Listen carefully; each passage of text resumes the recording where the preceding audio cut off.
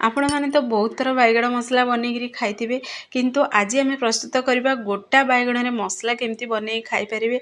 आज आम hotel style प्रस्तुत करबा बैगण गोटा मसला। तो देखंतु फुल वीडियो को वाच करंतु पूरा ट्रिक से तो जानि परिबे। तो चलंतु लेट न कर रेसिपी आज आम प्रस्तुत करबा। नमस्कार, जय जगन्नाथ फ्रेंड, झिली कुकिंग को आपण मानकु अनेक अनेक स्वागत। तो देखंतु एठी मु किछि बैगण नैछि, बैगण को मु गोटा ही रखी कि ताकू पूरा चारि चुल्ला रे कटिंग करछि। तो टिके चेक करदेवा बैगण हमरो पोकोड़ा है कि नहीं। तो यही प्रोसेस रे आमे बैगण को कटिंग करदेवा, सेम प्रोसेस रे सब बैगण को आमे कटिंग करदेवा। तो देखंतु यही प्रोसेस रे कटिंग करिवे। तो आपण मानु जेमिति पसंद आपण माने भी एठी कटिंग करि परिबे। जेहेतु गोटा बैगण रे मसला हम प्रस्तुत करिवि तो गोटा रखिछि बैगण को एठी। तो एबे साइड रे रखि देबा। गोटा आमे करेई नबा, करेई को टिके गरम होबाउ देबा।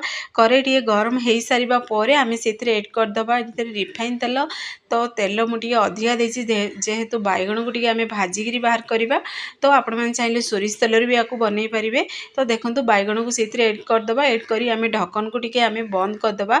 जेहेतु देखंतु आमे सेथिरे पानी रे बैगण को ऐड करथिले, तो आमे तेल रे ऐड कला माने पूरा छिटका आसी होछि। तो तार स्पेशल मसला रे अदा रसुण टमाटो पियाज अल्प टिके बादाम को ऐड करी आमे अल्प पानी देकी मिक्सर रे आमे ग्राइंडिंग करिके आमे साइड रे रखि देबा। तो देखंतु बैगण हमरो टिके हल्का सिझी भी गलानी 50%। तो एबे पुणी थरे आमे मिक्स करी बैगण को टिके आमे ढक्कन को बंद कर देबा। तो देखंतु एबे परफेक्टली पूरा सिझी गलानी। तो बैगण को आमे बाहर करी रखि देबा गोटे प्लेट रे।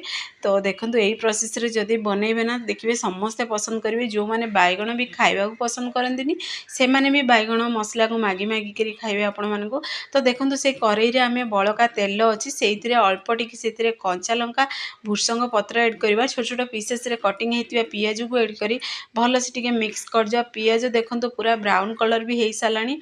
परफेक्टली पियाज हमरो सिझी भी गलानी। तो आमे स्पेशल मसला जो तार बनैथिले सेही मसला को सेथिरे ऐड करिया। बादाम बदल रे आपण माने नडिया भी एथिरे ऐड करि परिबे।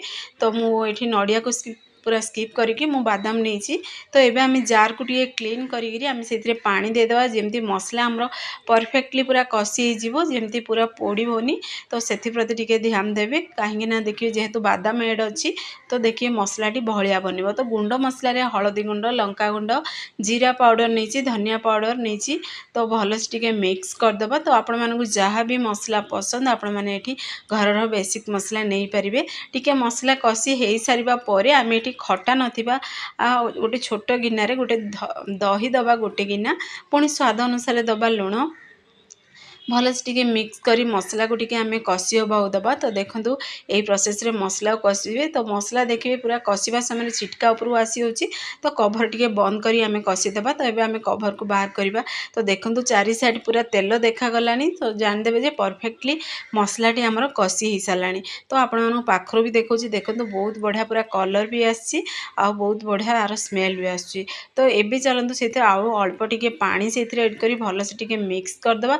जेतिकी आपण माने ग्रेवी रखिया को चाहुचंदी बा झोल रखिया को चाहुचंदी से अनुसार सेथिरे पानी ऐड कर देबे। अल्प टिके सेथिरे चीनी मु ऐड करछि।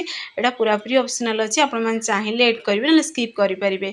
काहे कि ना देखिबे सेथिरे आमे जेहेतु दही ऐड करथिले आ सेथिरे लंका गुंड भी पड़छि। तो राग खट्टा को ये बैलेंस करिवो चीनी। तो पूरा पूरी ऑप्शनल अछि। तो एबे आमे बैगण को ऐड करी आमे 5 मिनिट पर्यंत टी स्लो आंच रे बनिबा को दबा। 5 मिनिट पर आपण माने कवर बाहर करी देखौछि, देखंतु बैगण मसला हमरो परफेक्टली पूरा बनी साची, पूरा पूरी होटल स्टाइल बनी छि। केते बढ़िया देखंतु मसला पूरा टेक्सचर आसी। तो ठंडा हला परे मसला आउ टिके देखिबे बहलिया बनी जिवो आ खाइबा बहुत टेस्टी लागिवो। आपण माने आको भात सहित भी खाई परिबे, रुटी सहित भी खाई परिबे। फाइनली हमरो बैगण मसला होटल स्टाइल प्रस्तुत होई साची। जदि आपण मानको वीडियोटी पसंद आसीबो ताहले सांग मानको शेयर करंतु, लाइक करंतु। चैनल रे जदि नुवा अछंदी ताहले चैनल को मोर सब्सक्राइब कर दियंतु, बेल आइकन क्लिक कर दियंतु, जहा फल रे मैं सब